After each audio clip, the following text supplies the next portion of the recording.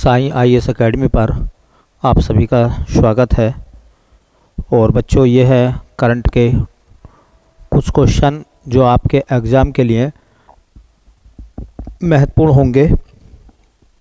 तो क्लास को लास्ट तक देखें और लोगों को भी शेयर कर दें भैया। और बहुत महत्वपूर्ण सवाल हैं और ऐसे सवाल एसएससी या बाकी जो विविध एग्ज़ाम हैं उनमें पूछे जाते हैं। ठीक है, तो आप सबके लिए बहुत महत्वपूर्ण करंट के क्वेश्चन हैं और कहीं ना कहीं एग्ज़ाम में आपको देखने के लिए ज़रूर मिलेंगे। ठीक, वीडियो को लास्ट तक देखें और कमेंट करें। पिछली क्लास में बहुत सारे बच्चों ने बहुत कमेंट करे, बहुत अच्छा लगा। जिन्होंने कुछ लिखा, जिन्होंने कुछ बातें अपनी शेयर की, तो उससे सब ये लगता है कि हाँ, हम भी अपना वक्त अगर देते हैं तो आप भी जब अपना वक्त वहाँ लगाते हैं तो हमें भी बड़ी खुशी महसूस होती है कि हाँ, कुछ बच्चों ने अपनी तरफ से कुछ है ना कमेंट करने की कोशिश करी है, अच्छे कमेंट करे हैं। उसी से हमें एक मोटिवेशन, एक ऊर्जा हमें मिलती है और हम उसी ऊर्जा के साथ फिर काम करने के लिए आते हैं। तो बेटा आप कमेंट करिए और जैसा आपको लगता हो, ठीक है, अच्छी क्लास लगी हो या कोई क्वेश्चन आपसे पूछा जाए उसका जवाब दें। ठीक है, तो चलिए स्टार्ट करते हैं। पहला सवाल आज का। पहले सवाल में कह रहे हैं कि राजस्थान के नए मुख्यमंत्री का नाम बताइए जिन्हें भाजपा विधायक दल ने नेता चुना है।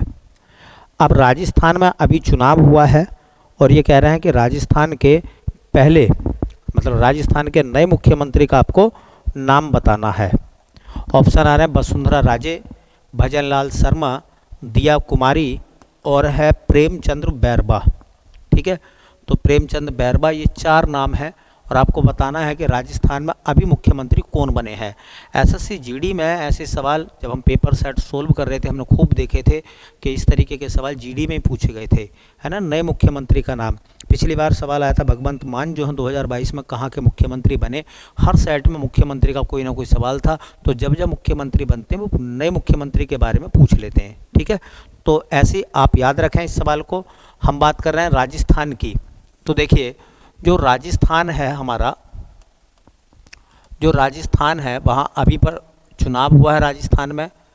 तो राजस्थान में जो चुनाव हुआ है तो राजस्थान की जो कैपिटल है, राजधानी, वो सब बच्चों को पता होगी। क्या है बेटा?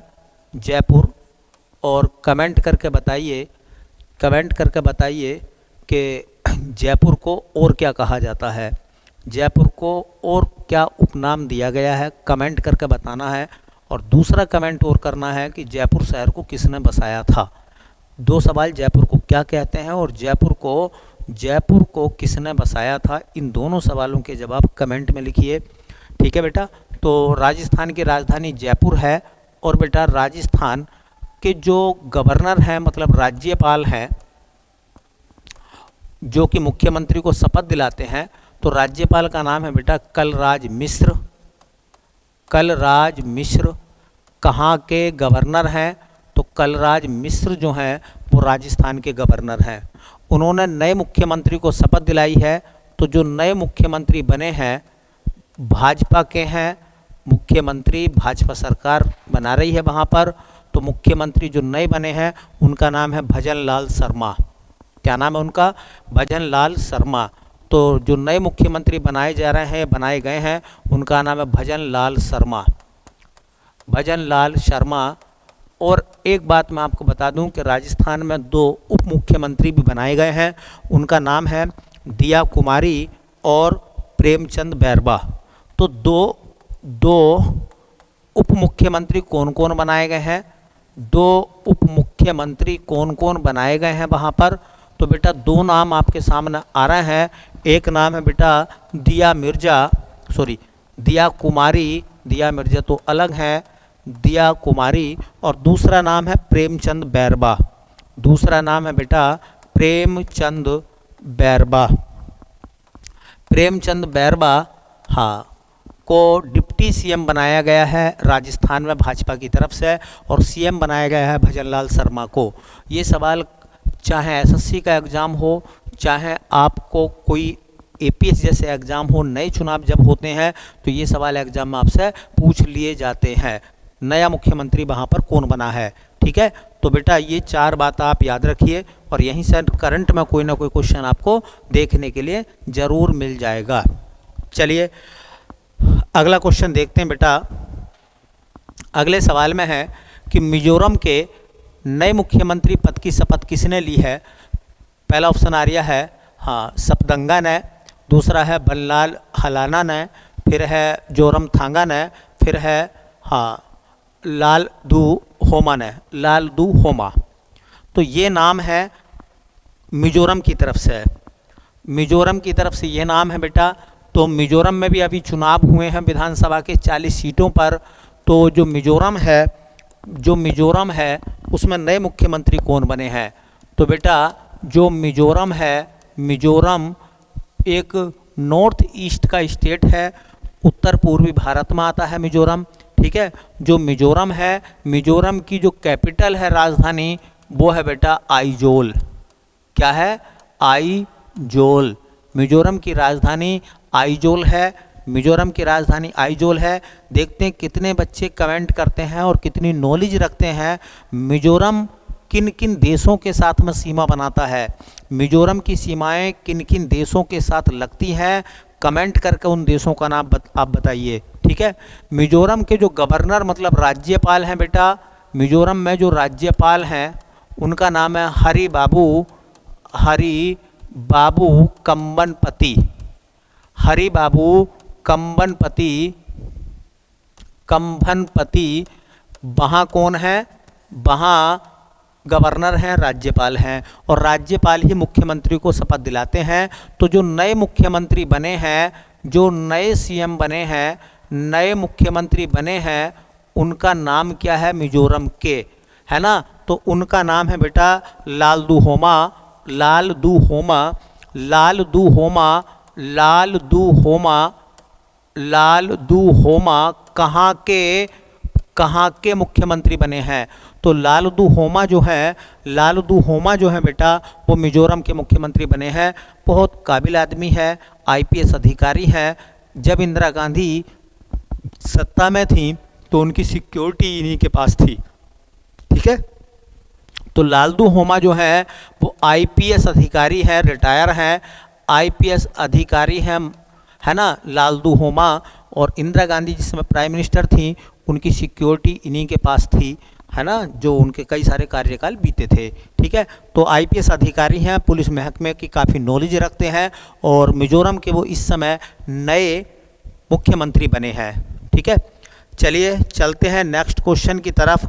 और अगला सवाल यह है बेटा कि निम्नलिखित में से मध्य प्रदेश के नए मुख्यमंत्री कौन बने। मध्य प्रदेश में कौन बने हैं? जगदीश देवड़ा बने हैं, राजेंद्र शुक्ला बने हैं, मोहन यादव हैं, विनोद यादव हैं। ठीक है, मध्य प्रदेश में भी चुनाव हुआ है और मध्य प्रदेश में जो चुनाव हुआ है बेटा, मध्य प्रदेश में जो चुनाव हुआ है तो वहाँ पर मुख्यमंत्री कौन बने हैं? तो वहाँ पर मुख्यमंत्री बने हैं मोहन यादव। कौन बने हैं? मोहन यादव, है ना। शिवराज सिंह चौहान को नहीं बनाया गया है मध्य प्रदेश में, मोहन यादव को बनाया गया है। तो हम बात कर लेते हैं मध्य प्रदेश की। देखिए जो मध्य प्रदेश है बेटा, मध्य प्रदेश की जो कैपिटल है, राजधानी है, वो है भोपाल। मध्य प्रदेश की राजधानी भोपाल है, मध्य प्रदेश की राजधानी भोपाल है। हाँ, वीडियो को जूम कर लीजिए, वीडियो को रोक दीजिए और रोकने के बाद में आप बताइए कि भोपाल शहर को किसने बसाया था, भोपाल शहर की स्थापना किसके द्वारा की गई थी, ये आप कमेंट करके बताएं मुझे। देखिए भोपाल जो है मध्य प्रदेश की राजधानी है। भोपाल के जो राज्यपाल हैं, मतलब मध्य प्रदेश के जो राज्यपाल हैं, उनका नाम है, देखिए उनका नाम है मंगू भाई छगन भाई पटेल। मंगू भाई छगन भाई पटेल, वो वहाँ पर कौन है? गवर्नर हैं। मध्य प्रदेश के नए मुख्यमंत्री कौन बने हैं? नए मुख्यमंत्री का नाम आपको बताना है। तो नए मुख्यमंत्री बने हैं बेटा मोहन यादव। मोहन यादव जो हैं वो नए मुख्यमंत्री बने हैं। कहाँ के हैं वो? वो कहाँ के हैं? मध्य प्रदेश के। और इसी के साथ साथ मध्य प्रदेश में 2 उप मुख्यमंत्री भी बनाए गए हैं, 2 उप मंत्री या उप मुख्यमंत्री भी बनाए गए हैं, उप मुख्यमंत्री भी बनाए गए हैं, 2 उप मुख्यमंत्री भी बनाए गए हैं। और ये जो उप मुख्यमंत्री होते हैं इनका संविधान में कहीं भी उल्लेख नहीं है, कोई किसी भी उप मुख्यमंत्री का संविधान में उल्लेख नहीं है। 2 उप मुख्यमंत्री कौन कौन बनाए गए हैं? ठीक है, हाँ, एक बार हरियाणा में डिप्टी सीएम बनाए गए थे, उनका नाम पूछा था। एक बार जम्मू कश्मीर में डिप्टी सीएम बने थे तो उनका नाम भी पूछा था। तो कभी कभी ऐसा होता है कि आप सीएम पढ़ कर चले जाते हैं, वो राज्य के डिप्टी सीएम पूछ लेते हैं, तो इसलिए थोड़ा याद रखें। 2 डिप्टी सीएम हैं, जगदीश देवड़ा और राजेंद्र शुक्ला। जगदीश देवड़ा और राजेंद्र शुक्ला, ये 2 डिप्टी सीएम भी बने हैं, डिप्टी सीएम बने हैं 2। ठीक है, तो मध्य प्रदेश में मंगू भाई छगन भाई पटेल जो हैं वो गवर्नर हैं, मुख्यमंत्री नए बने हैं मोहन यादव, जगदीश देवड़ा और राजेंद्र शुक्ला जो है वहाँ पर डिप्टी सीएम बनाए गए हैं। भाजपा की सरकार वहाँ पर है और भाजपा के ही जो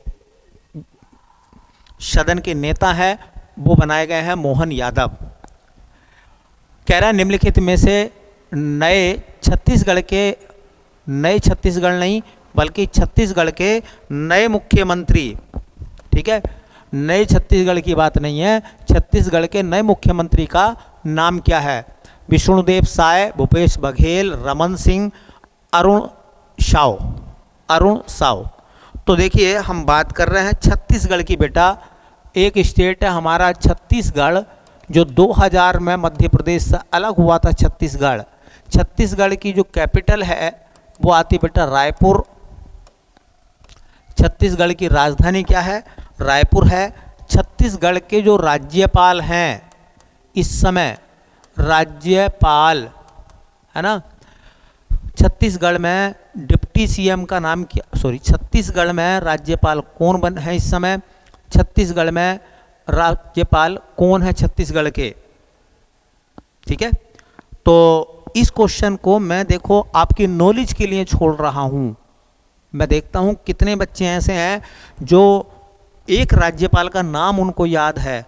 कमेंट करके बताइए, है ना, कमेंट करके बताइए कि छत्तीसगढ़ के राज्यपाल कौन है जिन्होंने शपथ दिलाई है नए मुख्यमंत्री को। तो जो नए सीएम बने हैं, नए मुख्यमंत्री बने हैं छत्तीसगढ़ में, मुख्यमंत्री जो बनाए गए हैं छत्तीसगढ़ में, उनका नाम है बेटा विष्णुदेव साय। क्या नाम है उनका? विष्णुदेव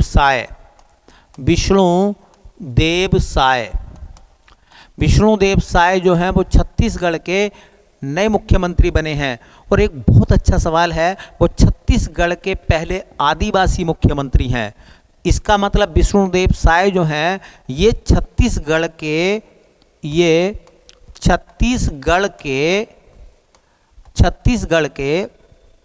पहले आदिवासी मुख्यमंत्री हैं।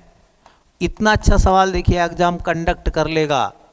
छत्तीसगढ़ के पहले आदिवासी मुख्यमंत्री का नाम बताइए, तो विष्णुदेव साय। ठीक है, याद रखेंगे। मैं आपको नॉलेज के लिए बता दूं कि 5 राज्यों में अभी 2023 में चुनाव हुआ था विधानसभा का, तो ये भी बात आप थोड़ी सी नोट डाउन कर लीजिए बेटा, ये बात भी आप कहीं ना कहीं नोट डाउन कर लीजिए। देखिए 2023 में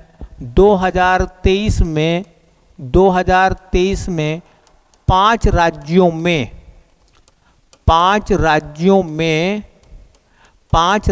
में विधानसभा चुनाव हुआ। कितने राज्यों में? 5 राज्यों में। अब वो बेटा 5 राज्य कौन कौन से हैं उनके नाम, तो राजस्थान में हुआ है, भजनलाल शर्मा को वहाँ पर सीएम बनाया गया है।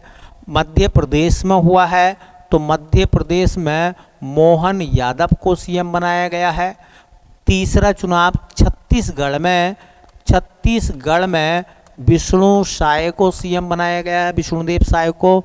चौथा राज्य मिजोरम मैंने आपको बताया है, मिजोरम मैंने चौथा राज्य बताया है जहाँ पर, हाँ, जहाँ पर लालदुहोमा को सीएम बनाया गया है जो कि आईपीएस अधिकारी हैं। और पांचवा राज्य तेलंगाना, तेलंगाना में चुनाव हुआ है और तेलंगाना में मैं पहले पढ़ा चुका हूँ आपको। तेलंगाना के सीएम का नाम क्या है? तेलंगाना के सीएम का नाम क्या है? अनुमुला रेवंत रेड्डी। क्या नाम है? अनुमुला रेवंत रेड्डी। ठीक है, कांग्रेस से हैं वो। मिजोरम में मैंने अभी नाम बताया था आपको,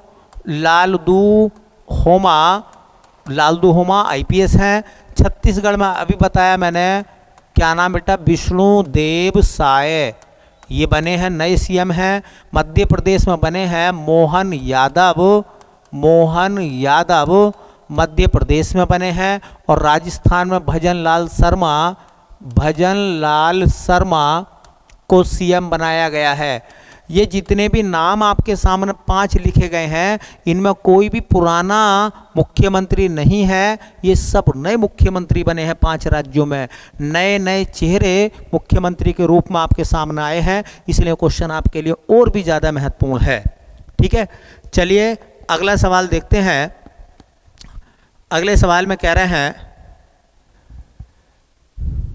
जम्मू कश्मीर का युवा मतदाता जागरूकता एम्बेसडर किसे नियुक्त किया गया है? जम्मू कश्मीर के अंदर युवा मतदाता जागरूकता एम्बेसडर, जम्मू कश्मीर में किसको युवा मतदाता जागरूकता एम्बेसडर बनाया गया है? तो विराट कोहली को, अक्षय कुमार को, सुरेश रैना को, एमएस धोनी को।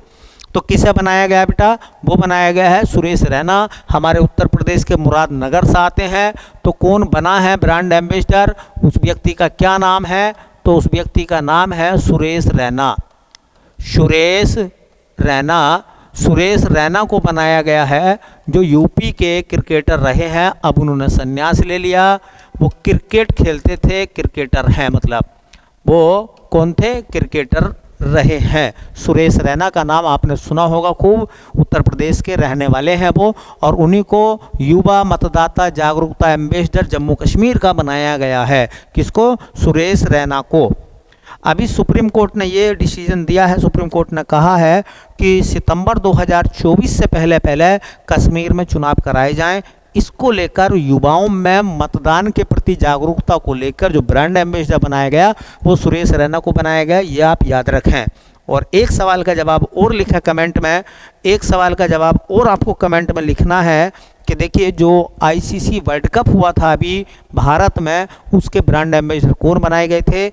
आईसीसी वर्ल्ड कप 13, आईसीसी पुरुष वर्ल्ड कप 13वां, आईसीसी पुरुष वर्ल्ड कप के ब्रांड एम्बेसडर कौन थे? आपकी नॉलेज भी हाथों हाथ चेक होगी। और देखते हैं कि आप कमेंट बॉक्स को कितना भरते हैं अपनी तरफ से। अगर आप पढ़ते हैं, हमारी क्लास अटेंड करते हैं, तो आप सभी सवालों के जवाब दे सकते हैं।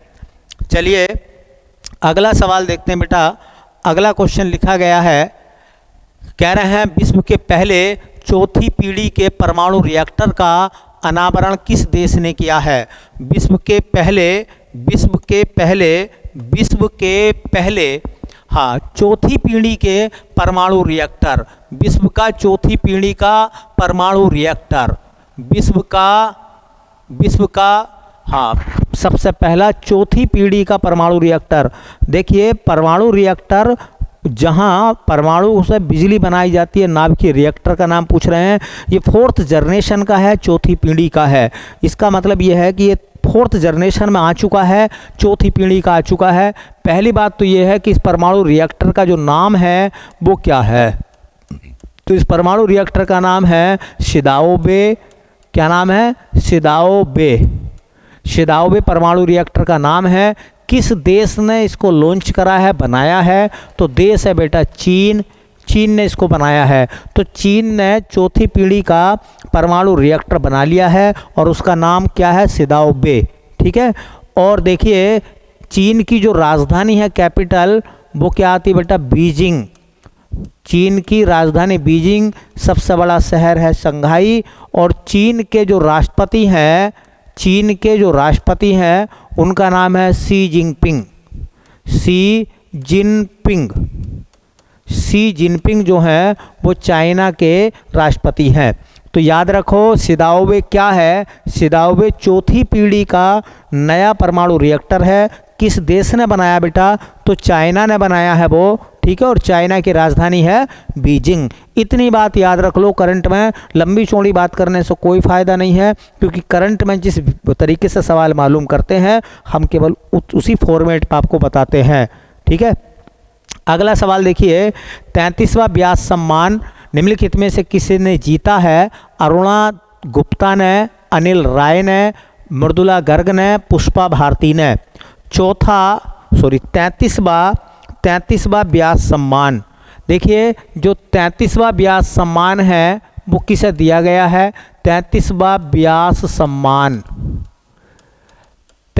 व्यास सम्मान किसको दिया गया है?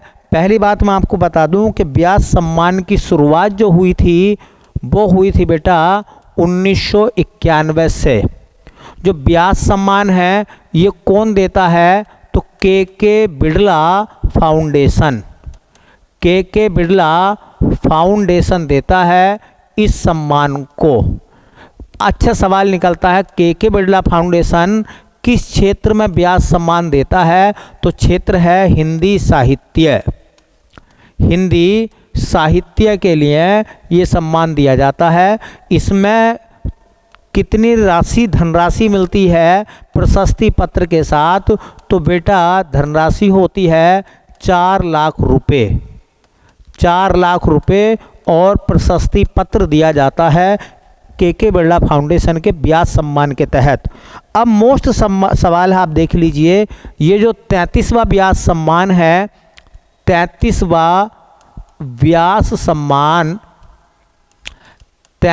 व्यास सम्मान जो है वो किसने जीता है? ये अवार्ड, पुरस्कार किसे दिया गया है? तो बेटा उनका नाम है पुष्पा भारती। क्या नाम है उनका? उनका नाम है पुष्पा भारती। पुष्पा भारती को मिला है। पुष्पा भारती कहाँ की रहने वाली हैं? तो उत्तर प्रदेश की रहने वाली है। और यूपी वालों थोड़ा सा संभल के इस सवाल को याद रखना, ये उत्तर प्रदेश के मुरादाबाद की रहने वाली हैं। बड़ी खुशी की बात है, मुरादाबाद से आती हैं वो पुष्पा भारती, और इनको जो है 33वां व्यास सम्मान दिया गया है। 33वां व्यास सम्मान दिया गया है। हमारे ज़िले मुरादाबाद का नाम इन्होंने रोशन किया है, ठीक है। हम इनका बहुत बहुत धन्यवाद करते हैं। अब सवाल ये निकलता है कि इनके संस्मरण का नाम क्या है? देखो उपन्यास नहीं है, इनका संस्मरण है। हिंदी में काव्य होता है, महाकाव्य होता है, कविता होती हैं, निबंध होते हैं, है ना, नाटक होते हैं, उपन्यास होते हैं, यात्रा वृत्तांत होते हैं, और ऐसी संस्मरण होते हैं। तो इनके संस्मरण का नाम है बेटा यादें,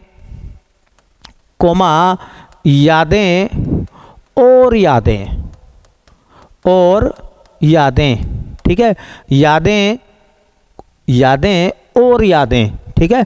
उसके लिए इनको क्या मिला है बेटा?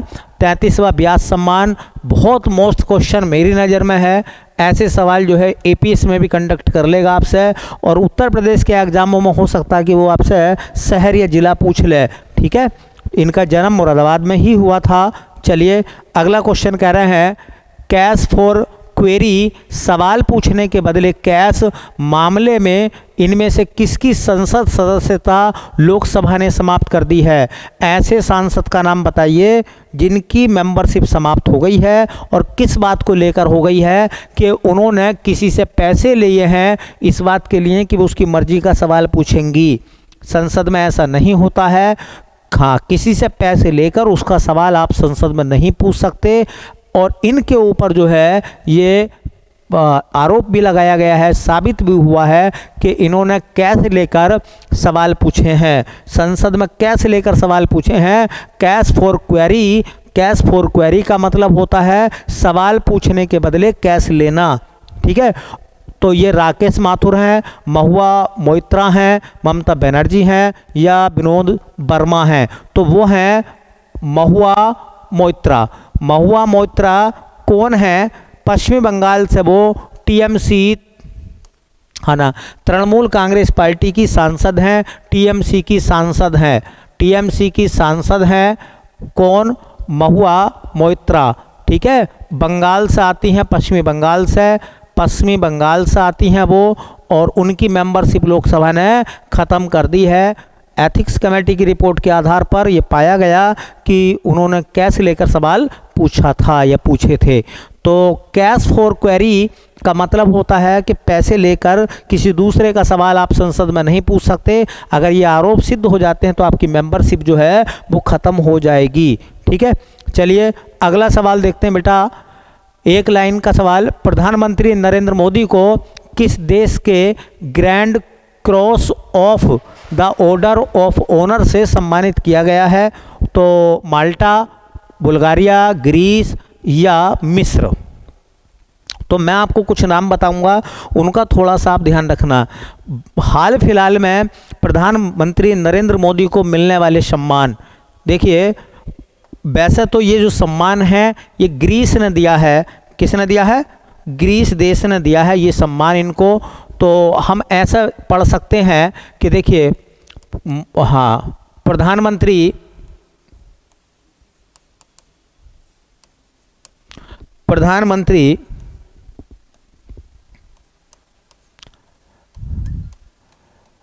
नरेंद्र मोदी को मिलने वाले सम्मान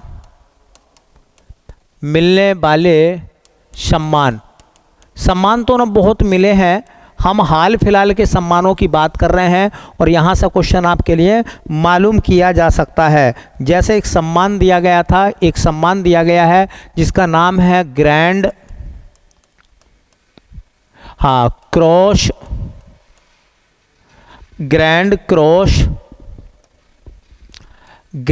cross of the order of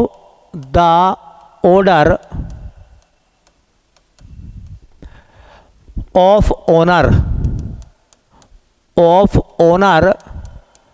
ये सम्मान किस देश ने दिया है प्रधानमंत्री नरेंद्र मोदी को? तो वो देश है बेटा ग्रीस। ग्रीस मतलब यूनान। ठीक है, इसी की तर्ज पर एक और सम्मान है जिसका नाम है grand cross of the order of the legion. बस ऑर्डर की जगह लीजन हो जाएगा। ऑफ ऑनर ये अवार्ड जो है, हाँ, जिस देश ने दिया है उनको, वो देश है France.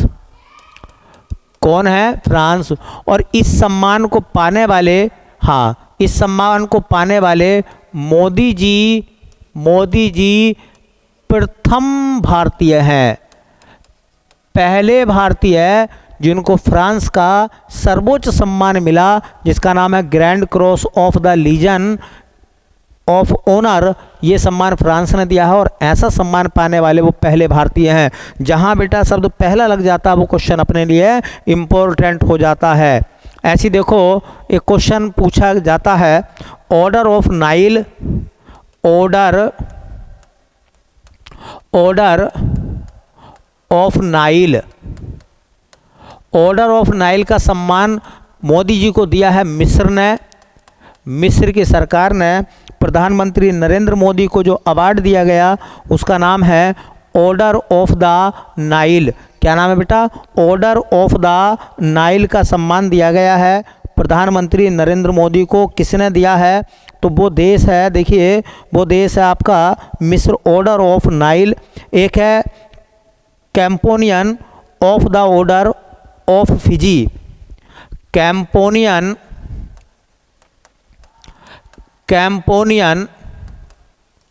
Order of the companion of the